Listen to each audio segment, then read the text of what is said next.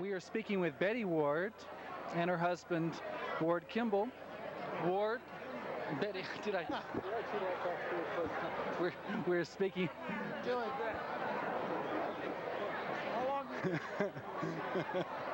We're speaking with Betty Kimball and Ward Kimball. And Ward, you are known also as one of Disney's famed 9 Old Men. How do you feel about being associated with that group?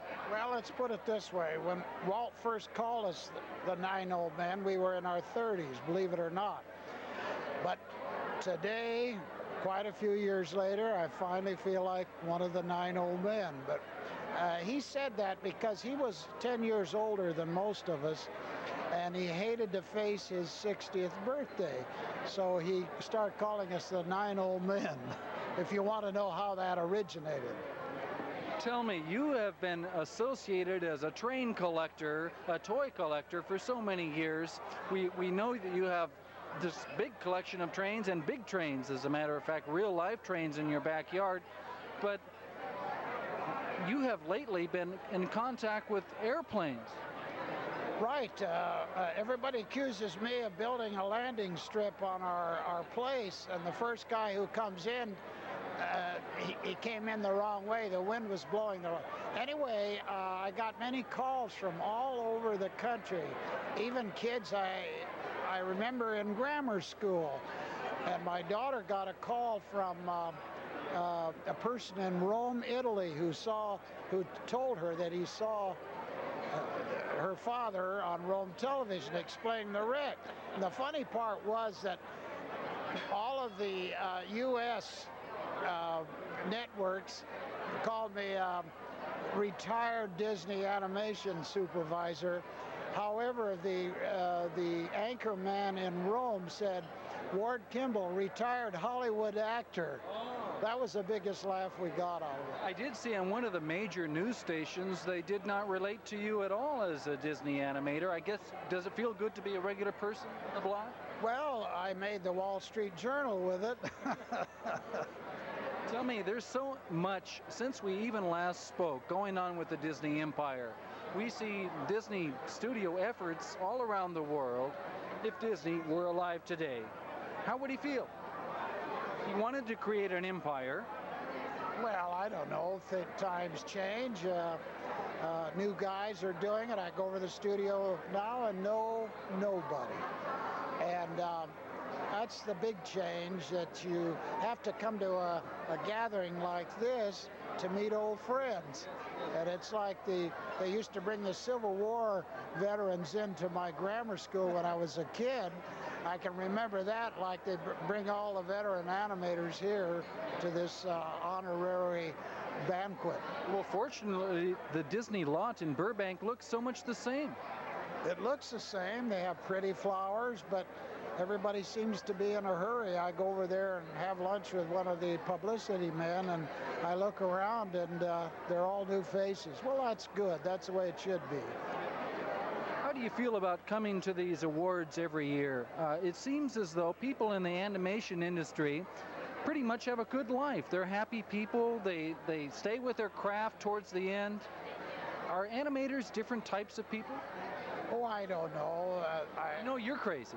I think the animators probably get too much credit for what they do. They're story men that I think are very important, and background painters. And I think now that most of the retired Disney animators are held up as some sort of deity, which I don't understand. We just did a job 8 to 5, just like the guys are doing now. There's no different. We're trying to raise a family and make a good living, and it seems kind of strange, all this hoopla over retired animators. We know about your involvement in Dumbo and in Fantasia and so many of Disney's efforts in the creation of Disneyland. Is there something that we do not know, something that has been overlooked by one of the many books that have been out, some piece of animation, even if it's by somebody else other than Disney, that you want to share with me? They're always talking about the 9 Old Men, but I think of wonderful animators like John Sibley, did The Goof, and there's so many of them. Ed Ardahl in the effects department, and a lot of these guys we depended on. We did the main characters. They did a lot of work, and I think sometimes too much importance is given to those few that they pick out as working on important films for Disney. But there were so many animators there that Cliff Nordberg and Ken O'Brien, a lot of guys that you don't hear about. I know a lot of animators are associated, like Grim Natwick is associated with Snow White. You were certainly associated with Jiminy Cricket. But speaking of Jiminy Cricket in particular, is there someone else that you can share with me that helped you in the creation of that character, that breathed some life into Jiminy Cricket? Besides Jimmy McDonald, I guess. Jiminy Cricket was a headache for me because I started out, I thought they wanted a cricket. So I looked at a cricket, a real cricket. It's pretty ugly, looks like a cockroach. And I kept taking these drawings up to Walt, and each time he made me get rid of anything that looked like an insect. So finally we got a little man, wears a tall hat with no ears, and he's a cricket because we call him a cricket. But he was a lot of work. Never been a cricket that large. Well, he's 3 inches high. Cindy Ward, you mentioned a moment ago that Betty, your wife, has been involved with animation as well. I met her at the studio. She was in the inking and painting department. That's how you met? Yes. She worked in... Corny. In fact, she worked there before I got there. And she still has her identification card. And I still have mine. Say something, Betty. Well, what was it like to date one of the big shots of the studio? It was great. He whistled to me out the window every morning when I went in, and finally I looked up and saw him there. And the rest is history. The rest is history. And you continue to work with Walt Disney Productions? Yes, I worked on Snow White. We were married in the middle of Snow White, and then I worked until Fantasia. Then I went home and had children. So you could be a housewife for a while and raise little Pinocchios, little Jiminy Crickets. Well, no Jiminy Crickets.